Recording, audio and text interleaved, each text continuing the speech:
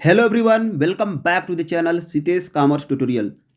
Friends, यह आपके business finance second paper का सेकेंड लेक्चर है, जिसमें आपको 30 मोस्ट इंपॉर्टेंट एमसीक्यू क्वेश्चन बताऊंगा। और फ्रेंड्स, आपको बता दूं, चैनल पर नए हैं तो चैनल को सब्सक्राइब कर लीजिएगा, बेल आइकन को ऑल पे प्रेस कर लीजिएगा और अपने दोस्तों को शेयर भी कर दीजिएगा।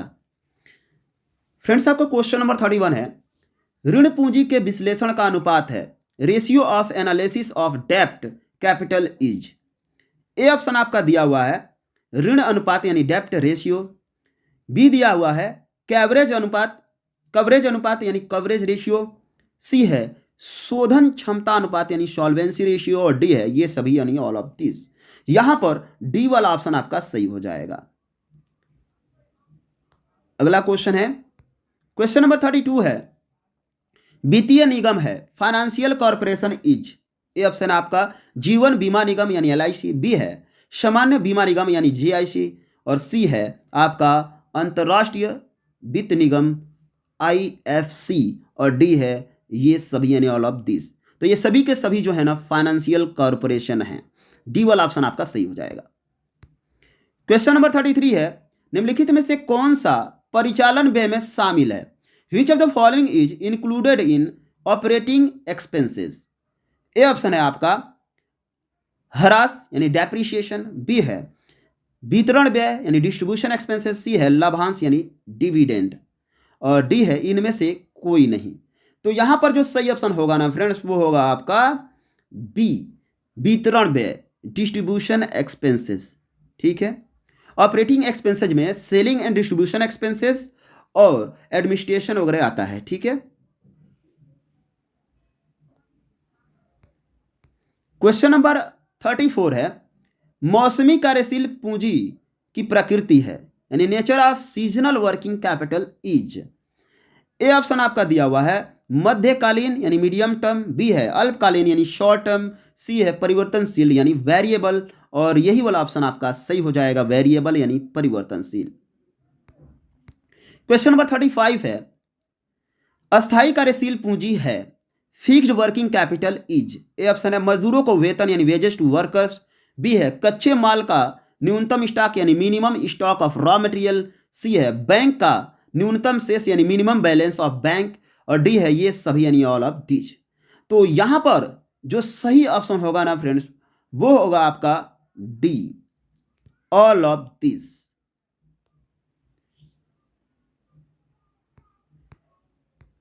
क्वेश्चन नंबर 36 है, निम्नलिखित में से कौन सी चल पूंजी है? विच of the following is current capital? A option है आपका कार्यशील पूंजी यानी वर्किंग कैपिटल। बी है शुद्ध कार्यशील पूंजी यानी नेटवर्किंग कैपिटल। और सी है चक्रशील पूंजी यानी सर्कुलेटिंग कैपिटल। और डी है इनमें से कोई नहीं, नॉन ऑफ दीज। यहां पर जो सही ऑप्शन होगा वो होगा आपका सी, सर्कुलेटिंग कैपिटल यानी चक्रशील पूंजी। क्वेश्चन नंबर 37 है, कार्यशील पूंजी का आशय है वर्किंग कैपिटल मींस। तो वर्किंग कैपिटल होता है जब करंट एसेट्स में से करंट लायबिलिटी को माइनस करते हैं, यानी ए वाला ऑप्शन आपका सही हो जाएगा, चालू संपत्तियां माइनस चालू दायित्व। अगला क्वेश्चन है, क्वेश्चन नंबर 38 है, ऐसा बाजार जहां प्रतिभूतियां पहली बार विक्रय या क्रय की जाती है कहलाता है a market in which the securities are sold और purchased for the first time is called as. A option आपका दिया हुआ है नया निर्गमन बाजार यानी न्यू इश्यू मार्केट। बी है आईपीओ यानी इनिशियल पब्लिक ऑफरिंग। सी है प्राथमिक बाजार यानी प्राइमरी मार्केट। और डी है ये सभी यानी ऑल ऑफ द एबव। यहां पर जो सही ऑप्शन होगा ना फ्रेंड्स, वो होगा आपका D, all of the above. Question number आपका 39 है, वे कंपनियां जो कि पूंजी निर्गमन की इच्छा रखती हैं उन्हें कितनी श्रेणियों में वर्गीकृत किया गया है? The companies interested in going public for raising money can be classified in which of the following categories? A option है आपका नई कंपनी यानी न्यू कंपनी। बी है वर्तमान निजी व्यक्तियों द्वारा धारित असूचीबद्ध यानी प्राइवेट और unlisted company owned by a small group of person.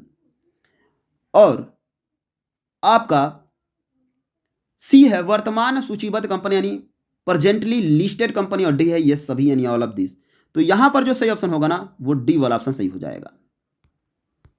Question number 40 है, OTCEI निर्गमन की स्थापना क्यों की गई?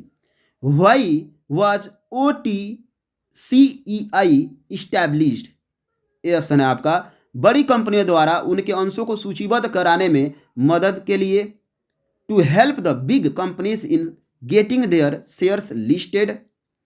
बी है आपका छोटी कंपनियों द्वारा उनके अंशों को सूचीबद्ध कराने में मदद करने के लिए, यानी to help the small companies in getting their shares listed, और यही वाला ऑप्शन सही हो जाएगा बी वाला। क्वेश्चन नंबर आपका 41 है, दलाल ग्राहकों के लिए आदेश देने से पूर्व आवेदन की कितनी राशि तक वसूल कर सकता है? What percentage of the total investment can a stock broker collect before placing orders on behalf of the investors? A option आपका दिया हुआ है 100%, और यही वाला ऑप्शन आपका सही हो जाएगा। क्वेश्चन नंबर 42 है, प्रतिभूतियों का आवंटन निर्गमन बंद होने के कितने दिनों में कर देना चाहिए? What is the time period for allocation of shares from the date of closure of issue? A option दिया हुआ है 10 डेज, बी दिया हुआ है 15 डेज, और यही वाला ऑप्शन आपका सही हो जाएगा 15 डेज, 15 दिन। क्वेश्चन नंबर आपका 43 है, 100% बही निर्माण प्रक्रिया में मुख्य मर्चेंट बैंकर मध्यस्थों की नियुक्ति करते हैं। ये मध्यस्थ कहां से पंजीकृत होने चाहिए? For raising 100% capital the main merchant bankers appoints some mediators. This mediators should be registered with which of the following organisations? ये ऑप्शन है आपका सेबी, और यही वाला ऑप्शन आपका सही हो जाएगा। स्टॉक ब्रोकर बनने के लिए सेबी में रजिस्टर्ड होना जरूरी होता है। क्वेश्चन नंबर आपका 44 है, प्राथमिक बाजार को इस नाम से भी जाना जाता है, यानी primary market is also known as? A option है आपका नवीन निर्गमन बाजार यानी न्यू इशू मार्केट, बी है मुद्रा बाजार यानी मनी मार्केट, सी है पूंजी बाजार यानी कैपिटल मार्केट, और डी है नॉन ऑफ दिस यानी इनमें से कोई नहीं। यहां पर जो सही ऑप्शन होगा ना फ्रेंड्स वो होगा आपका A, new issue market. Question number आपका 45 है, निम्नलिखित में से कौन सा वित्तीय बाजार का घटक नहीं है? विच of the following is not a component of financial market? A option है आपका पूंजी बाजार यानी कैपिटल मार्केट, बी है मुद्रा बाजार यानी मनी मार्केट, सी है ए और बी दोनों, और यही वाला ऑप्शन आपका सही हो जाएगा। ठीक है,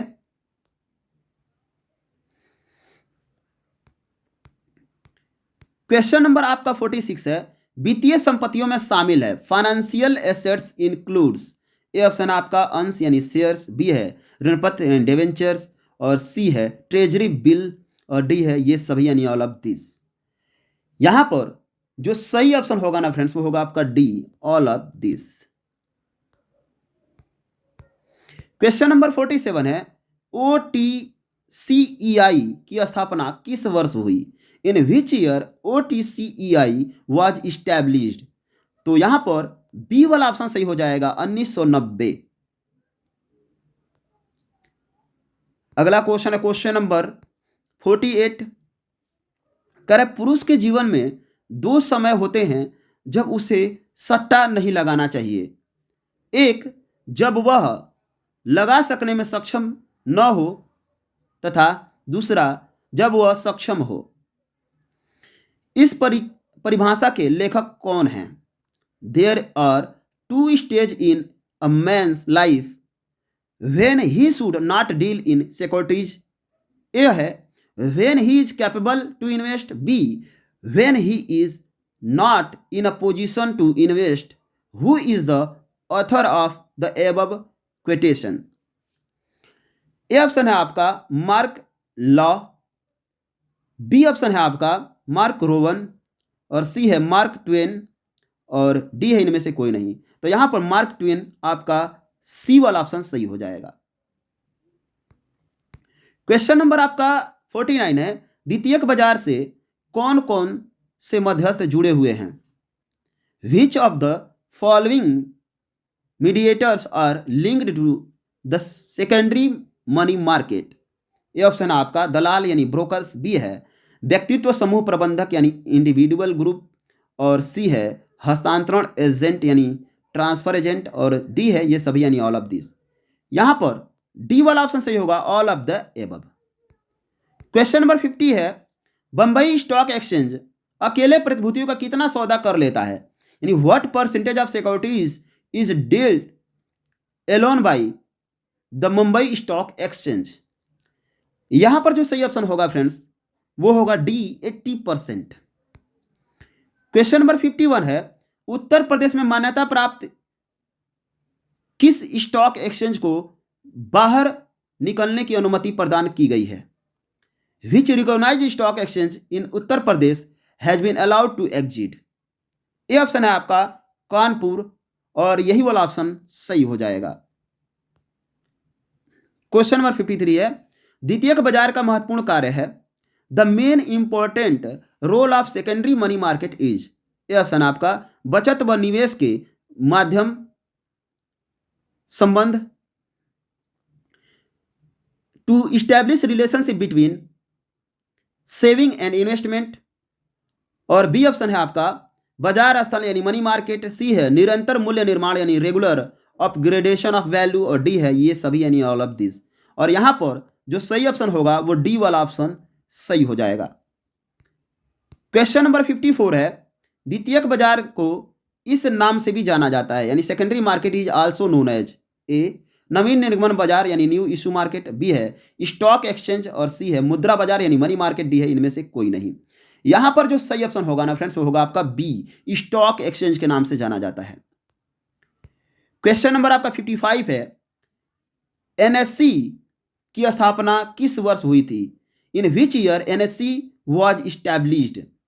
और ए ऑप्शन दिया हुआ है 1992 में, और यही वाला ऑप्शन आपका सही हो जाएगा 1992। क्वेश्चन नंबर 56 है, बीएससी की स्थापना किस वर्ष हुई थी? In which year BSC was established, यानी Bombay stock exchange full form है इसका बीएससी का। ए ऑप्शन दिया हुआ है 1991, बी दिया हुआ है 1988, और सी है 1875, और यही वाला ऑप्शन सही हो जाएगा सी 1875, यानी 9 जुलाई 1875 को। ठीक है,